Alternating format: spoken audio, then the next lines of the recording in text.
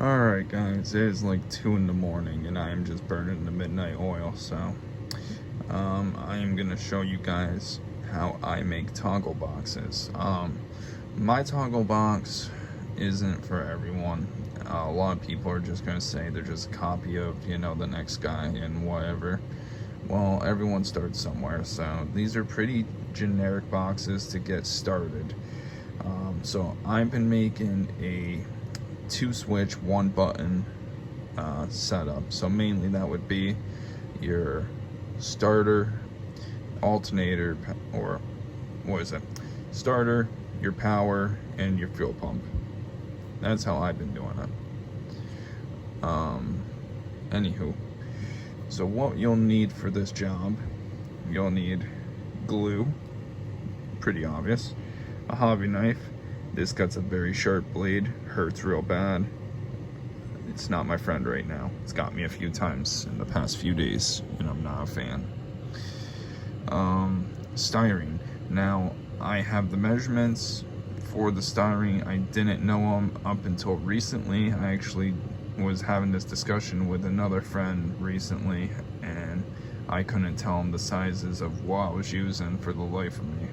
Luckily, I found a way to measure it, and we will get into that in this video.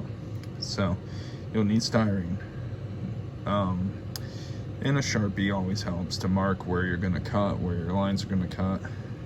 So, without further ado, so I'm going to show you guys the measurements for the styrenes first and explain it a little bit. Please take note of this before we go forward in the video. Give it a few seconds to read that over, and you guys can see. So I have it measured in 10,000ths inch, and then I also have millimeter. So if you don't know one or the other, you should be able to figure this out. It's pretty self-explanatory. Well, now that we got that situated, let's show you guys the product, and let's get into explaining your basic how-to. So I'm gonna start by saying you start off with the styrene. Now I got 2 small pieces of solid bar. I have 1 piece of square tubing. I have 2 different size round tubings, 5 different types total. And is it necessary to have 5 different types? Probably not, but in scale form, you don't want everything to be the same size.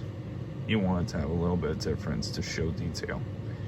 So this is what I use, and you guys just saw the measurements, so you know exactly what plastic I'm using at the moment. I used a set of calipers from work, nothing fancy, just a digital caliper. And that's how I ended up,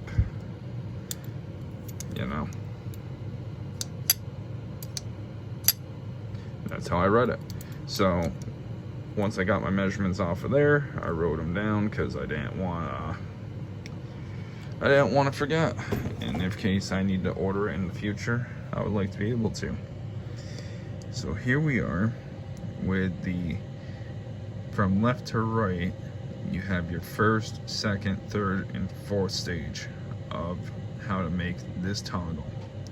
So, first stage is you're taking it and you're cutting it to what your desired length is and getting it prepped for you to take your hobby knife or your drill, if you have a small drill bit fine enough, to drill the holes out. Working into the second one, make sure you also sand your ends so that way it's an even on either end. It'll look a lot better when it comes to the finished result. It'll look a lot cleaner when painted up too. So the second one here, you can see, so you got your toggle box, which is in the first one. Second one is the toggle box and the button sleeve. So the button sleeve is just the housing where the push button would slide in and out. Normally I would paint those silver and paint the button red or black and paint the housing like a fluorescent color, orange, green, pink, you know, whatever desired color you want. Third one here, you can see that it's drilled. It's drilled and now has the button inside the sleeve.